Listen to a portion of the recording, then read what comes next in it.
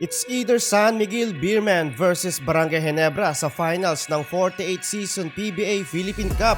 Pero uhaw din mga idol ang dalawang nakapasok sa semifinals, ang Rain or Shine at ang Meralco Bolts. So eto nga mga idol, bagong kartada at buo na ang maglalaban-laban sa semifinals ng current conference ng PBA. Kahapon, concluded ang naging laban ng Terra Firma Jeep at San Miguel Beermen. Ito ang mabilisang recap sa naging matinding laban sa do-or-die game ng SMB versus Terra Firma Jeep. First quarter mga idol, pinahirapan ni na Stephen Holt ang SMB. Outside shooting nga mga idol ang kanilang padali. Nako-convert nila kadalasan into 3-point ang pinupukol nila sa basket, habang inaalat sa 3-pointer ang San Miguel Beermen. Sa katunayan nga mga idol, first half and napakataas ng percentage ng Jeep pagdating sa outside shooting, kaya dito nila nadali ang SMB sa first half.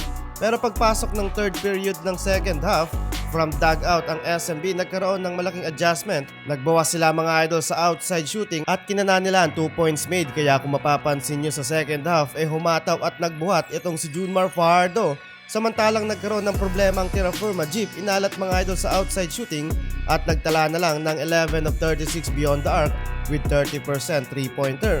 Kinulang mga idol sa hustle play ang Terra Firma Jeep sa loob ng painted area. Hawak kasi mga idol ni The Kraken ng low post, kaya nahihirapan din ng Jeep na mag-penetrate sa ilalim. Nadali sila mga idol ng SMB dahil pinapahalaga nila ang bawat ball position at nako-convert nga nila into 2 points or sometimes 3 points. At syempre, dugong champion yan mga idol, walang kakaba-kaba sa late run ng game at nagtapos sa score na 91-110. Leading scorer dyan mga idol si Junmar Fajardo na nagtala ng 25 points and 22 rebounds. 13 na rebounds mga idol ay nagmula sa kanyang defensive play.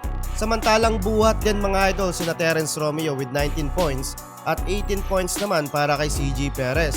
Makakarap mga idol ng SMB ang Rain or Shine sa semifinals. O how to mga idol, sa panalo ang Elasto Painter dahil 5 taon na ang nakalipas nang muli silang magkaroon ng semifinals appearance. Tinalo nila mga idol ang TNT Tropang Giga sa best of 3 series.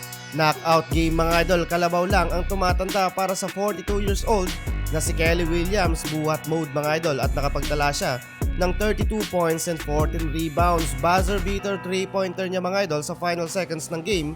Kulang nga lang to mga idol dahil nagtapos ang game sa score na 109-110. Sayang yon mga idol para sa fans ng TNT Tropang Giga. At na-injury pa nga mga idol sa final minute ng 4th quarter si RR Pugoy. Kailangan magdoble ingat si The Kraken. Muntik na naman siya mga idol ma-injury sa last minute ng laban nila kontra sa Terra Firma Jeep. Friendly fire to mga idol.